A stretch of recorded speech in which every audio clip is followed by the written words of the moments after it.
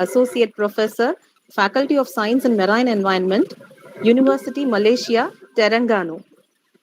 I also congratulate the Office of International Affairs for enabling us to arrange this wonderful webinar for the first time.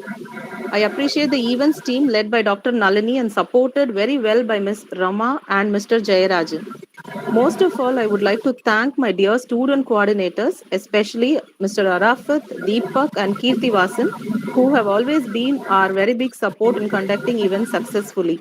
So, with this few words, I would like to hand over the session to Dr. Nalini to take it forward. Thank you. Thank you, ma'am. Good morning to one and all present here. On behalf of the head of the department, I, Dr. A. Nalini, take privilege in welcoming you all.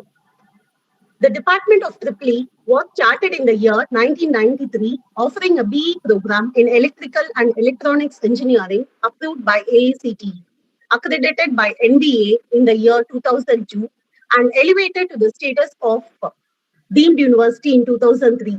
We are indeed proud to be accredited by NAC in 2017 with A grade scoring 3.31 against 4.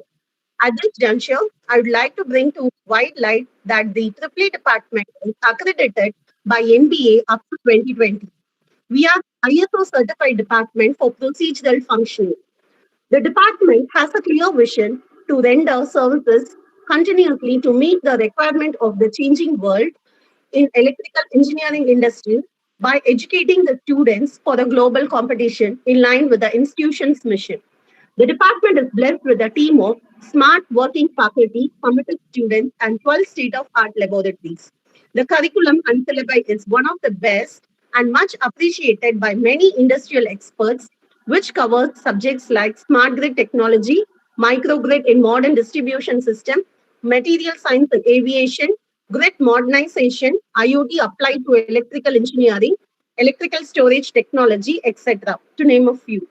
The department has a decent publication profile with a H index of 20 with citations of 1947.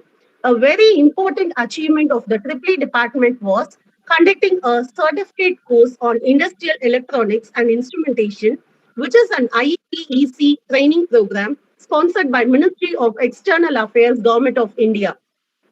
There were 8 international participants from Kenya, Vietnam, and Palestine. The department has rendered consultancy to service the public up to a total of 19 lakhs so far. Not only we have conducted STTP for foreigners, our students have attended the same in the following universities sponsored by the management. To name a few, Taipei Medical University, Sheffield Hallam University, UK, and our students have participated in the Ironman contest conducted by National Taiwan University and won the prize. To be specific, our students have participated in 2-week exchange program in Yuanzi University, Taiwan, and based on their performance, they were given 100% and 50% scholarship to pursue their higher studies. The department has a student association, and the student community is capable of organizing various epic events such as Nexus, Corsage, etc., in a professional manner. We also have the Dr.M.G.R students chapter, through which various technical scale-ups have been achieved. Through these associations, a corporate social responsibility program on energy awareness relay has been initiated, under which the general public are educated on using energy in a proper manner and save as much as possible. So far, 11 awareness programs were conducted and around 3,250 people have been reached, and the relay continues.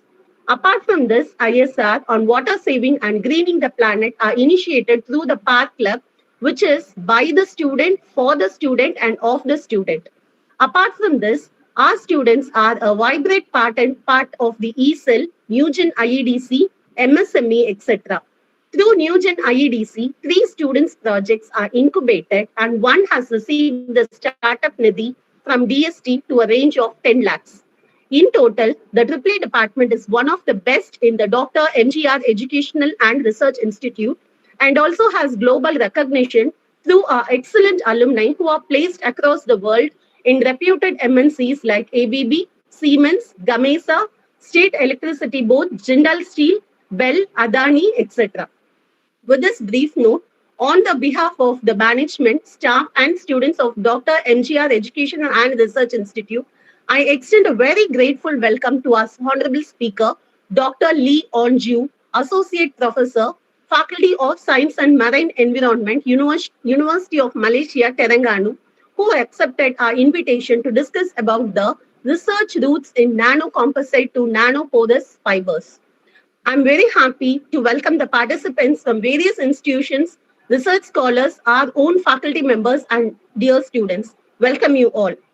Thank you. And now I request Mr. Arafat to introduce the speaker. Right.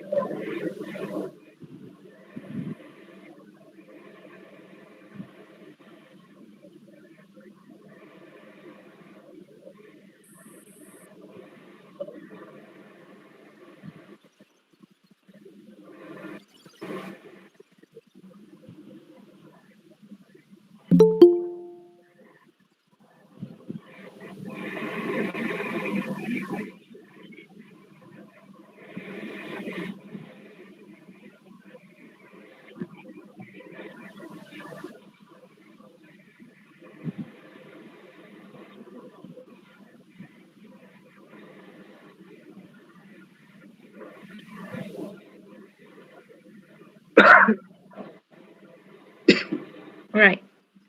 Hi, everyone. Thank you. Shall I start now or yeah? Yeah, thank you, Arafat, for introducing our speaker. So I hand over the session to Dr. Lee for the presentation. Thank you, ma'am. Okay. Right. Good morning, everyone. I'm Dr. Leon Jiu from Faculty of Science and Marine Environment. Previously, we are known by School of Fundamental Science, and we recently reshuffled the uni, and then we have a new faculty name. From school, we merged into a faculty. So I would like to start my presentation now, maybe. I would like to share my screen.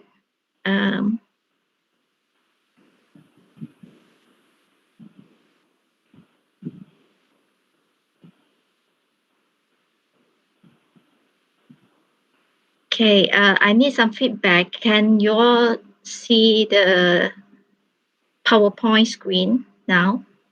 No, ma'am. No? No, ma'am. Okay, let me check it again. Share.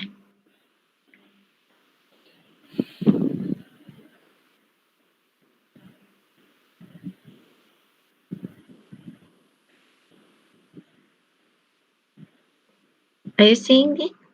Yeah, yes. Yes, All ma'am. right. Okay. Um, Hello, everyone.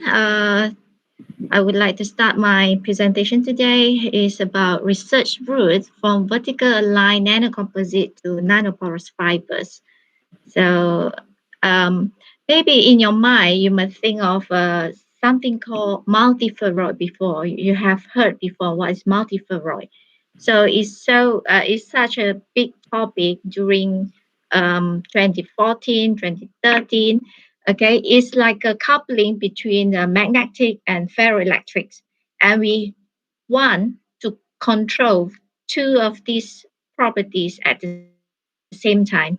So in thin film technology, we during that time people looking into the multi-layer, or we call it super lattice composite thin films, which means you have a single crystal um, as a substrate, and you grow thin films on the top, and you multi-layer each those films. So if you can see from here, you have we have a barium titanite as bismuth ferrite, and this each of them you will uh, layer by layer growth, and for 15 times you stack it on the top. But what if, because this is grow by horizontal, what if we do it in vertical? So what will happen if it's vertical like this? Right. Then there are two papers coming out during that time. Of course, my when I doing the PhD, okay, the postdoc looking after me, she's doing barium titanite and samarium oxide, and there's another paper coming out during that time as well, bismuth ferrite and um, copper, cobalt ferrite. And then each of these, they will self-assemble. They will grow together, and they are forming two phase, which means barium titanite or samarium oxide in this case. Okay, one will become the matrix, the other one will become the rod. So they will grow simultaneously when you went through the pulse laser deposition. So you will have atomic diffusion happens and nucleation and island growth at the same time, and then proceed to columnar growth later on. And these two materials, they are so special that they would not mix together. They will be immiscible. So they will separate by themselves into one as a matrix, one as a column. Or when it's having a special proportion, you will see them in here. It's like a checkerboard. Then they call it nano checkerboards. So it's like the board that you're playing the chess, right? And each of these material separate into a small square, and they are separate. And you will see there's nanoporous thin films that grown using bismuth ferrite and samarium oxide vertical line, and you see they grow one as a rod, the other one as a rod as well, right next to each other. So you will see from here, we have two phase, two different shades of the purple material you have seen here. They grow together. So what makes them, why they can grow and coupling in different phase and different strain and different interface at the same time? It's because you need to match the lattice parameter. And of course, they will produce some in-plane strain, which means your in-plane lattice parameter needs to match with your substrate lattice parameter to grow, and A material and B material need to match as well. And this A and B, two of them, when they merge together, they have to match as well. So that will create vertical strain, or we call it out of plane strain. So they when they do this matching or mismatching happens, they will grow together separately. So this is what I did while I studied a long time ago. Research route from vertical aligned nanocomposite, and those are some friends and the team. I'm in the WISE materials group under supervision of Professor Judy Dithko and some of the colleagues as well. So, what happened? I would say what's special about this nano composite. What you want to what you want to characterize out of it is actually we want to show that barium, strontium, titanium oxide, and samarium oxide, when they merge together, what would happen? So if you see BSTO or barium, strontium, titanium oxide is ferroelectric material, and samarium oxide, they are not. But when they merge together, you see if you have solely BSTO phase, your polarization will be low. But when you merge them with composition like 75% of samarium, 25% of barium, strontium, titanium oxide, you increase the polarization and across the temperature as well. And you can see over here, if you're familiar with barium, strontium, titanium oxide, they were changing the phase around 130 degrees C or barium titanite phase transition temperature during that time from ferroelectric to paraelectric. So, but we try to show that at 400, you still have ferroelectrics happening there. But how could this happen? It's all because we strain the structure. So you see, if you look at the TEM, those lines around here, is actually we are doing some vertical nanoscaffolding. So two materials, different lattice parameter, but they need to merge together and they have to stretch each other. So when they're doing the stretching, the titanium oxide, okay, PiO4,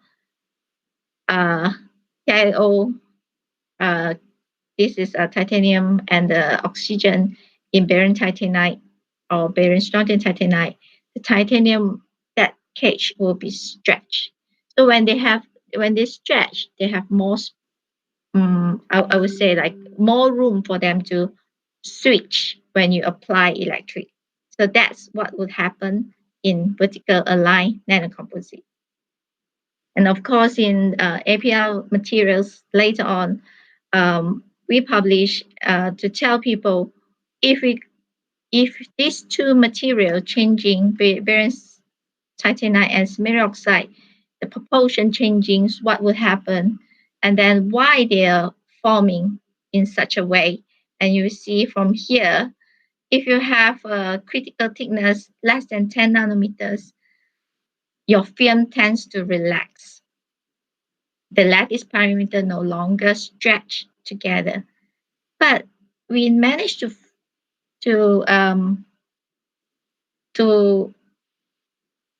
show that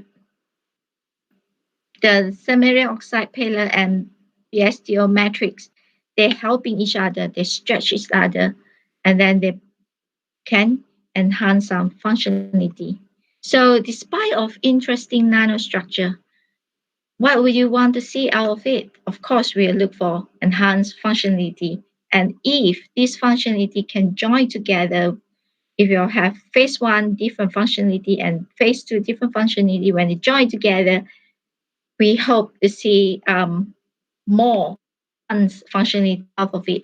So there are a few groups looking into it, electric tunability, so which means they can switch the dielectric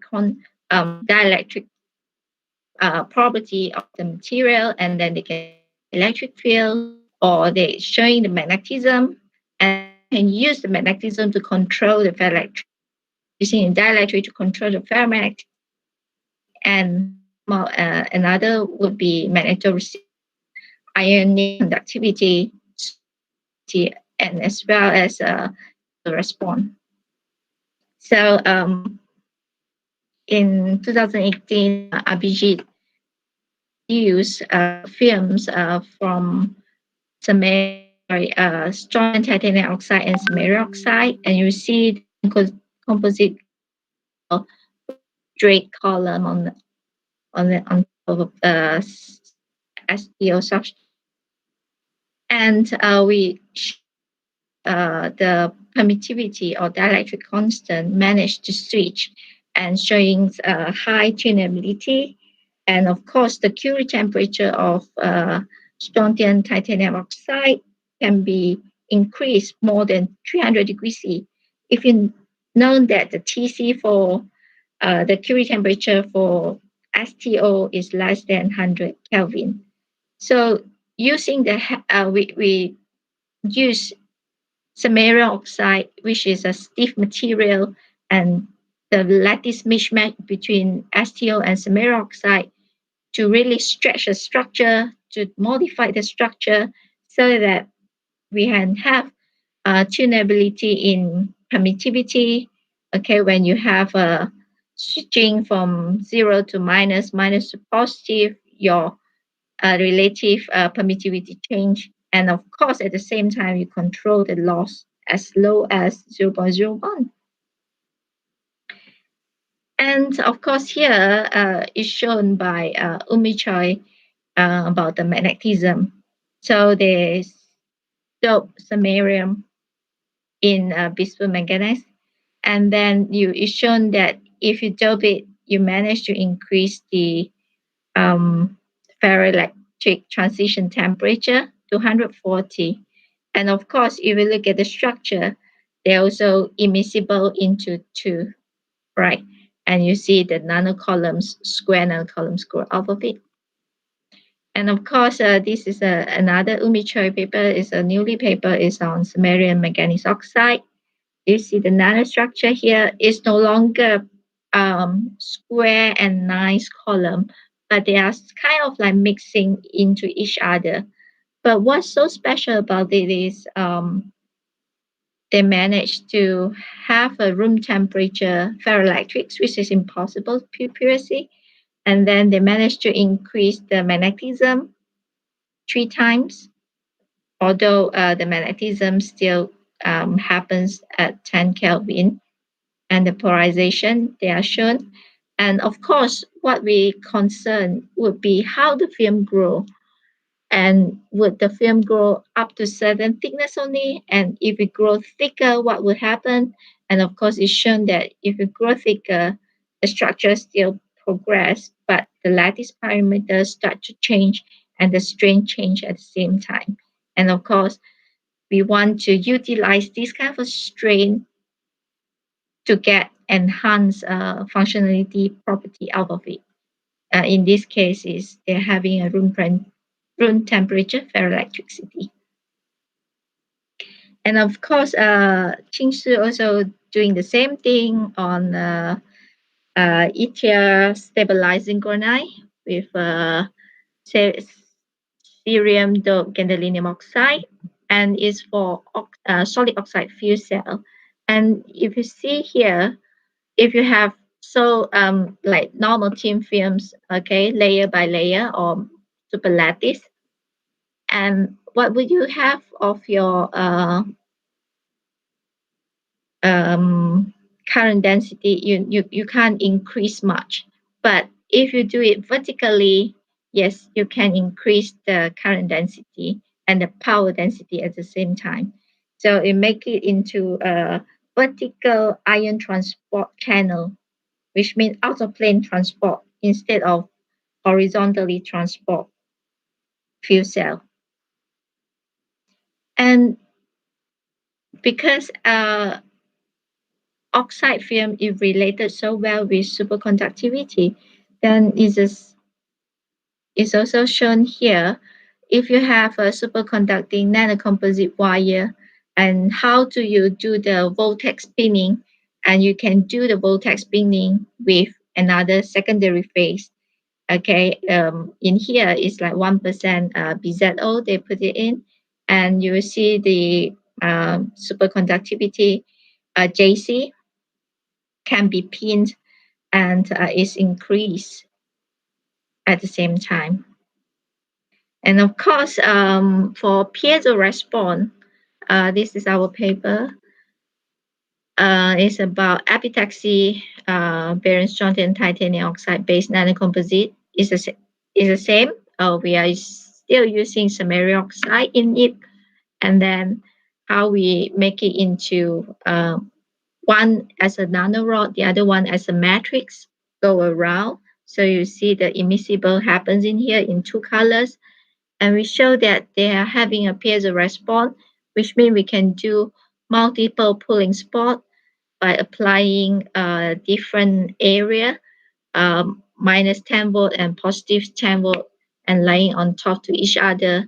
And we try to capture, or we try to read it again after the pooling happens at 120 degrees C, and you still see the sharp pooling, multiple pooling spot here, which means the loss is would be quite low, up to 120, and the read and write is possible in this kind of nanocomposite thin films.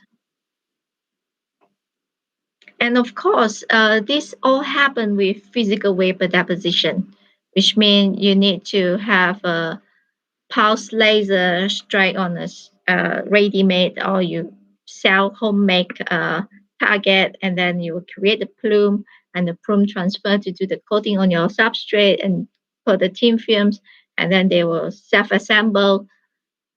And all these things you need physical vapor deposition and excimer laser. So what if, because it's quite pricey, quite a huge facility or a setup, and would it happens if you go through hydrothermal synthesis? So I try several hydrothermal synthesis, okay, to grow barium titanate nanocubes.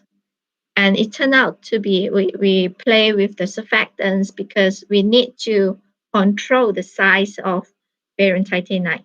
And normally, many papers are published on barium titanate nanopowder or nanoparticles, which is in round shape. But it's quite rare for people to have it in nanocubes, because we think of, if you get it nanocubes and we can self-assemble them, they can align nicely. That would be another vertical align nanocomposite films.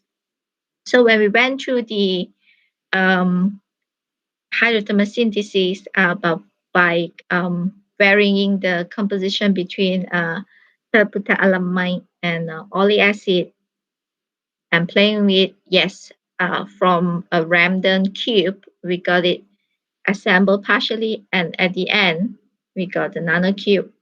Okay, although the edge not that sharp, but with one step hydrothermal synthesis, it seems like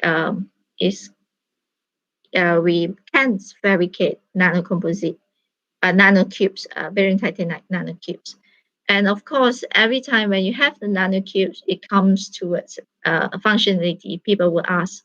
So we try to look into photoluminescent activity of barium titanate nanocube. And it found out that at the UV wavelength, the BTO 1000, this series, the photoluminescent increase, and we enhance it because we managed to control the edge of the nano cube. Because normally when you increase the temperature of we will do the hydrothermal synthesis below 200 degrees C, and then when you got the precipitation out of it, you have to go through some heat treatments on it. And if you calcine at elevated temperature, you tends to agglomerate the structure. That's why the surfactants coming in during this time, and they try to encapsulate the structure. So if you change it, if you vary the concentration of the surfactant, so you see here, the nanocomposite is no longer having a sharp edge. But if you calcine at higher temperature, you tends to have sharp edge, but the 110 plane start to grow. So you no longer get a nice cube. So that's the things that the difference between you having physical vapor deposition and hydrothermal synthesis. Because hydrothermal synthesis, too many parameters that you can play with, and each of them would give you different results. So the challenge is that. And we shown that we managed to enhance the photoluminescent activity in barium titanite. And of course, we would like to see why this photoluminescent activity happens. And it turned out to be is because we're changing the structure of the barium titanite when we force it into the nanocube. And we need to clarify this kind of disorder come from where. And then we go through some time resolve photoluminescent activity later on in the paper that you can check. And then we try to figure out is come from structural disorder or is come from the surface state, which means because we try to encapsulate the structure, the whole structure change or the surface only affect the photoluminescent activity. And it turned out that we create this called self-trap localized happens when you have structural disorder. And at the same time, I'm keen into gadolinium oxide dealt with European nanowires. As synthesized, you see the nanowires is small and scattered around. And then when you do some heat treat, the nanowires is there, but we still couldn't exclude some agglomeration happens around them. And in here, the functionality, again, we come back to here and showing that they have some enhancement during 600 to 640, 650 nanometers wavelength in photoillumination. And we thought about if we wanted to have nanorods, what should we do? So we start with titanium foil, and then we try to grow titanium oxide rods out of it, and then change from, put the barium hydroxide solution into it and put into the hydrothermal. Again, we change from barium titanite from titanium oxide to barium titanite. And this is the cross section of the films. This is cross section of titanium oxide film. So the rod is formed, and then when we're changing into barium titanites at 160 degree, 200 degrees C, and 250 degrees C, you see that it managed to grow the rods on the top from the foil, the titanium foil, and then the grain is controlled between 178 nanometers to 264 nanometers diameter, but it's quite huge still, the nanorods that we got. And of course, we went through the two-step hydrothermal synthesis. Apart from we getting the nanorods, this is a top view of the FSAM images, and we got all kind of nanostructure happens in between. So that's telling us that hydrothermal synthesis is not easy to control at all when you want the nanorods to happen only. It's kind of difficult to exclude.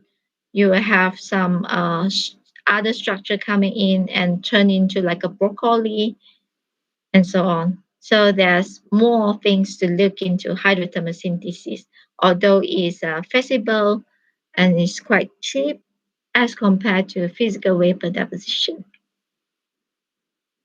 And of course, what we want to see out of this, I would say the nanorods and nanocomposite, actually we will try to harvest electrical energy because they have the piezo response, which means if you press on it, they can produce electricity, right? And of course, if you giving them electricity, they will displace, which means they will expand or contract. So those are the things that we can harvest out of it. Of course, according to the paper by VJ, and then they shown that you can put it into a running pad or insole to generate electricity. out of it, or electrical energy. Okay, you can charge it later on and so on, and they put it into the bridge. So those are lots of functionality happens in there. And of course, this book paper show that if you have barium titanite nanorods, what can you do? Okay, you can grow into, you can make it into a good capacitor because they have a high dielectric constant, and you have to deal with the loss. And of course, they try to couple it with PVDF at the same time, and it's shown that um, because PVDF also having the piezo response behavior. So if you add on barium titanite, it can become like a filler for PVDF, and the energy density can be enhanced at the same time. And of course, they are also shown that apart from nanorods that you got, nanofibers that you have, you might came across different structure of barium titanite. And it's also shown that it's not the end of the day, the different structure might still have their dielectric constant, and you can utilize those functionality. And of course, because of the title of the research, saying that it's a research route from vertical aligned nanocomposite, and how I transform to my new field now, which is we call it nanoporous fiber. And give me some time to introduce you new stimulation granule. And if you look at from this picture, we are a university situated next to the beach, and it's at the west coast of peninsula of Malaysia over here. And of course, if you are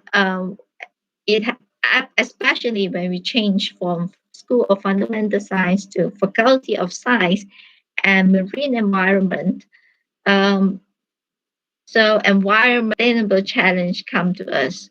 So we have to address it.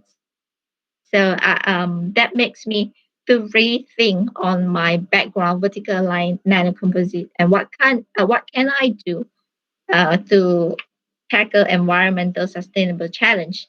So we pair out with Dr. Julia Müller from University of Sagan, Germany, and we also at the same time look into oil spill management because as you know, UMT, University Malaysia Terengganu, is situated at the coastal line.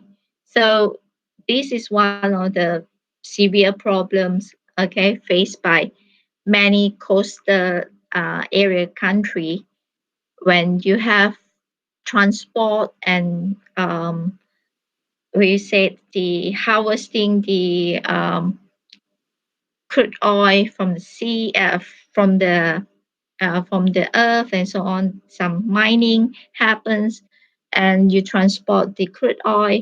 So you will have lots of problems of when you do the transporting and the drilling at the same times. So the oil spill management markets, according to Grandview Research, is expected to rocket high, to skyrocket in 2025 for to reach 177 billions. So if you have oil spill, what will happen? There are a few methods that people would try to um, mitigate oil spill. One of those is they gather it using a boom and just lit a fire, let it burn. When the fires is distill or combustion happens, the oil will evaporate. That's it, as simple as that. But what if those oil still have market value? You might need that oil. So can we have some method to absorb it and bring it to somewhere and reprocess the oil again? So we come across okay some methods, like if you have organic natural fibers, what will happen? You add with PDMS, and we went through some pyrolysis to get this kind of nanoporous fiber. And of course, to do so for oil to mitigate oil spill, especially offshore, you can have a few ideas in this picture. If you have oil spill, we can do deployment of this kind of nanoporous fiber, and when they will absorb the oil. Once they absorb the oil, you can compress it again, okay, and then the oil can be recycled via compression, or you need to distill later. But the method is like we absorb it. So we have a video here showing it, the functionality, straightforward functionality of oil absorbent. Okay, sorry. Okay. So we are preparing 100 ml of oil, and then the fiber get into it, and then within second, it absorbs. So that's because it's all because this kind of natural fibers, when we went through some pyrolysis, we change the surface wettability of the structure of the fibers, okay, to become super oleophilic and hydrophobic. And of course, they will have a high oil water selectivity, which means you see the water, they not absorb any water. They only target the oil. They absorb the oil. And of course, they need to have floating ability. You know that if the oil having a lower density compared to water, and especially you have offshore oil spill, those oil floating on the surface of the sea. So you need to have something low density and something fluffy that can float, and at the same time hydrophobic, which means you will not absorb all water, but you only target towards the oil. And of course, here, if we solely pouring the oil, and you see they absorb within seconds. And this is the contact angle we're checking. Really, within seconds, the oil absorb into the structure. And what we do is when we're checking on the structure, those chemicals or PVDF or the PDMS coating is actually coating at those fibers. And at the same time, the fibers, when you went through pyrolysis, is create lots of nanopores, and these are the nanopores that absorb the water, absorb the oil. And of course, if you go through oil spill, those are the criteria that you need to achieve in order to become an effective oil sorbent. Of course, you have to, first of all, absorb high oil absorption, which means absorb as much as you can. And those oil need to retain, which means they need to keep in the structure. And of course, high oil water selectivity, which means they will not absorb water. Imagine you have the oil spill happen and you deploy your oil sorbent.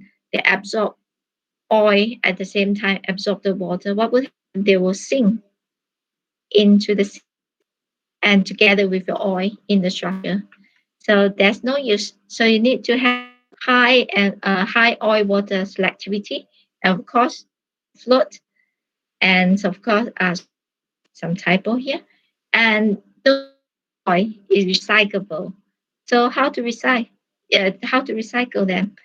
Okay, by pressing, you get the oil. Of course, I did not infer or imply that the oil can be used straight away, just like that recycle. You might go through some refinery again.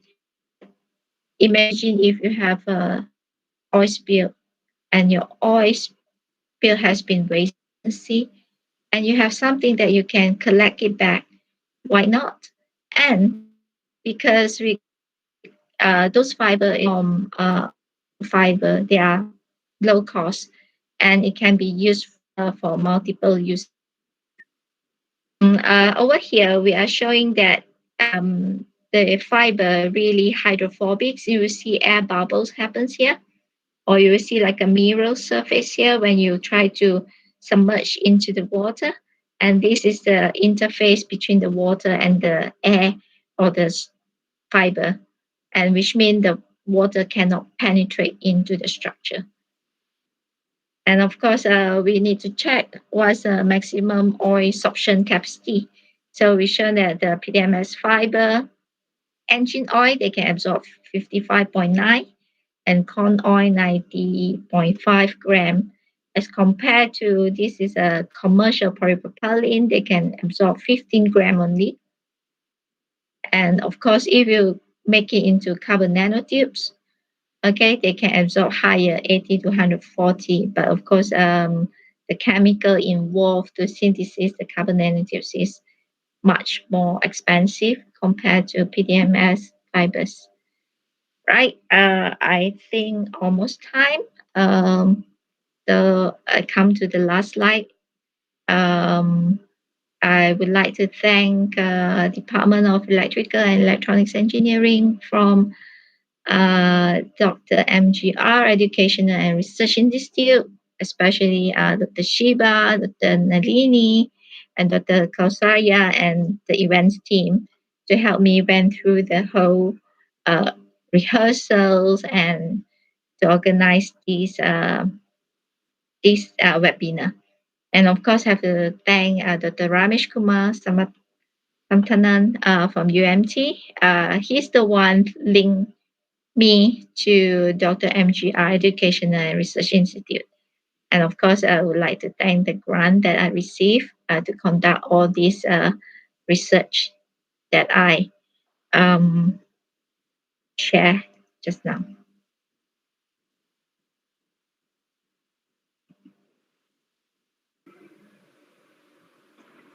Okay. Thank you for your presentation, ma'am. Mm-hmm. There are a few questions being posted by the participants in the chat box. Yeah. One person, Mr. Joseph Oxon, has asked, does these methods of nanotech approaches can be possibly be applied in the field of fisheries engineering? Pardon? What kind of tape? Shall I repeat the question again, ma'am? Yes. Does these methods of nanotech approaches can be possibly be applied in the field of fisheries engineering? Yes, of course, we can't. Because this kind of nanofibers is like organics. So if you look at the fibers, actually we are doing the experimental on it, but because the work hasn't been published, that I can't share much here. But we found that it can actually decompose within few months time. So which means is organic, is biodegradable, and of course for fishery, it shouldn't have any I would say some environmental impact on it, because if you absorb the oil and you did not manage to collect them and they float away and they get into the sea at that time, but it's still biodegradable. The fibers is biodegradable, and of course the oil absorbed. You have to use other method like the microbes to do the remedy of the oil later on. So that would be my answer. Okay, thank you, ma'am. Actually, he is watching from Philippines, it seems. Thank you, sir, for watching. Okay. Rama, ma'am, is there any other question being posted in the chat box, ma'am? Chat box in... I can't... Okay. Actually, these questions are asked from the YouTube chat box, ma'am. Oh, I see. I did not turn on. It's been live streaming, no? From there, we are asking these questions. Yeah. The chat bot. Ma'am, is there any other question in the comment section, ma'am? Rama, ma'am? Yes. I couldn't find it. sorry, I couldn't find the chat box. Can someone share me with the link? So Yes, in ma'am. this it will not be available. Only in YouTube we have Okay. asked. All right. That link is Okay. already shared with you, ma'am. Okay. Okay. Ma'am, is there any other question in the comment section, ma'am, from the YouTube? All right. Checking on it. Arafat, do you find any questions in the YouTube? Okay. Okay, ma'am. Okay, thank you for the session. Dear participants, if you have any questions to ask the speaker, you can post the question in the comment section. All right. I saw one from Surath Tiwari. Which dimension of nanomaterials we use when we coat with nanomaterials? Okay. Okay. When you do the coating, it's back to what kind of substrate you are coating on. And the monomaterial coating on lead, and then you have to check with TM or SEM to check how well is the coating, and or you can use the X-ray diffractometer to check what's the lattice parameter, what the strains happen on it. So it doesn't matter your material when you look with the bare eye is huge. Our substrate is 5 by 5, which means 5 mm times 5 mm. So it's considered huge. But when you do the coating on it, when you look into it, we are talking about the lattice parameter, how the lattice parameter attach to each other, or how this mismatch happens in nanoscale.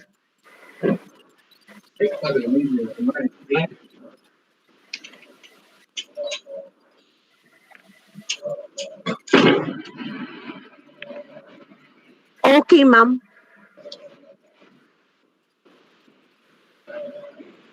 Okay. Ma'am, is there anything else to be discussed, or can we go for the vote of thanks? Arafat, do you find any questions in the chat box or no? Any other question? I only found Mr. one. Joshua Oxon has replied back. Thank you for answering, ma'am. I hope you have more approaches on nanotech in fisheries. This was the comment posted by Joshua Oxon from Philippines. Yeah, I think I answered it right. Yes, ma'am. Okay, just one. And then just now I found one too. Okay, Any okay. more? I think only these questions were posted in the comment section. Thank you again, ma'am. And now I request Ms. Zama to give the vote of thanks. Thank you, ma'am. Thank you very much. I'm grateful morning to one and all who are present for this online webinar. It is my privilege to propose a vote of thanks speech and acknowledge the contribution of those who worked really hard to make this international webinar happen. I, S.G. Rama, Assistant Professor of the Department, and the entire fraternity of the institution, first of all, extend our sincere thanks to the Almighty God for keeping us safe and healthy. I thank our management, our president, Engineer A.C.S. Arun Kumar, for providing us the support in organizing this international webinar. I thank the deans, HODs, Office of International Relations, our faculty members, event coordinators, student coordinators, and the participants. I extend the really hearty word of thanks to our presenter, Dr. Lee, who spared time from her busiest schedule to share her knowledge to us. Last but not the least, I thank all the participants. Thank you very much, ma'am. Thank you. Thank you, ma'am. One more question has been posted in the comment section. Sorry for the interruption. Again, Joshua Oxon has asked, Dr. Lee, ma'am, can you hear me? Yes. The question is, can we apply those nanotech engineering in bioreproduction, especially on corals? does the nano material will have a negative effect on its biology? Okay, if you talk about coral, then we have several things that careful precaution that we have to really carefully check, because we scared we might do some bleaching to the coral. So I think if in that case, then we have to carefully investigate what's the effect of applying those nanomaterial on the corals, because I know that apply nanomaterial on corals, you might try to discover more properties out of it, or maybe can enhance the breathing. I don't know, but then we have to really careful on it again, because when you talk about the coral, because nanomaterials, if those things biodegradable, is fine. But when you talk about coral, then you have to really careful that whether it will bleach or not. So in that would be a few steps, more step that you have to carry out. But everything has its possibility. Yeah. Just that we have to have a careful investigation on it before we apply.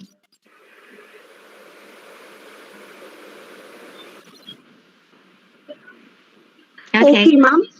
Okay, thank you, ma'am. And one more question from Shireen Moster. With regards to the oil spill that happened in Russia, how many of this can take it all away? I mean the fiber, how much take? Yeah. All right. So far is of the fiber we can uptake 60 gram of oil. So 1 gram you can uptake 60 gram, and fibers are quite cheap. You can produce, you can get in kilos. So you can multiply how much you will get it later on. Okay, ma'am. One more question, ma'am. Sorry. Yes. Could you please tell me? This question is asked by Supraja Saravanan, Miss Supraja Saravanan. Could you please tell me those new nano composite for flexible electronic device in the present? In what? Sorry again, Dr. Nandini. Yeah. Could you please tell me those new nano composite for flexible electronic devices in the present? Oh, in present. Yeah. Okay. New nano composite they are asking for. Okay, new nanocomposite. I think the recent paper published before, bismuth oxide, BFO,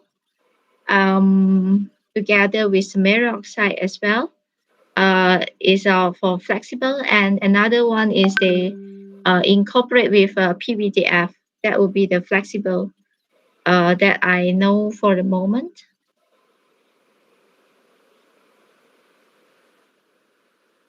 Especially they will do for the cantilever application. Okay, ma'am. Thank you. I suppose that the question session is over. Thank you again, ma'am. Thank you for sparing your time and knowledge. Thank you, ma'am. I have a small doubt, ma'am. I have a small doubt. Yes, ma'am. Uh, Ma'am, like what is the latest nanoparticles which is being implemented in solar cells, ma'am? The latest nanoparticle in solar cell, I would Its say, efficiency. I think moth would be the latest solar nanoparticles that happens, or cadmium selenide.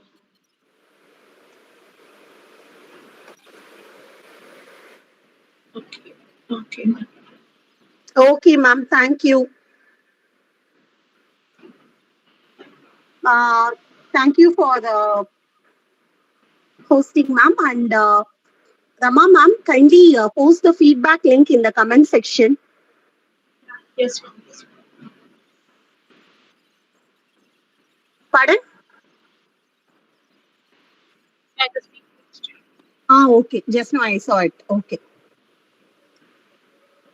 Participants, please fill in the feedback link. It has been posted in the comment section.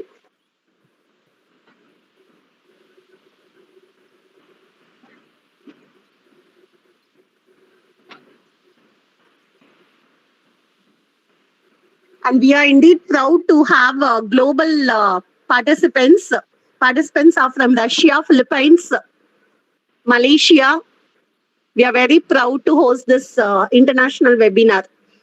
Thanks for the International Office of Dr.M.G.R. Education Research Institute, especially to Kausalya ma'am, our management president, and our head of the department, Dr. Sheba Persis. Without her support, we would not.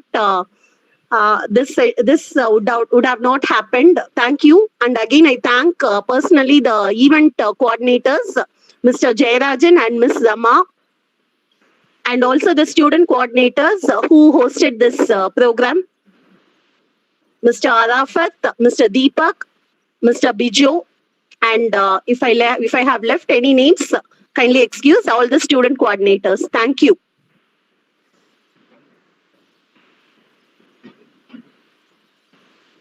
Thank you. Ma'am, can we end the meeting, ma'am? Yes. Yes, ma'am. Thank you, ma'am. Thank you very much, ma'am. Thank you. Thank you, Thank you ma'am. for having me. Thank you very much. Thank you very much. Thank you.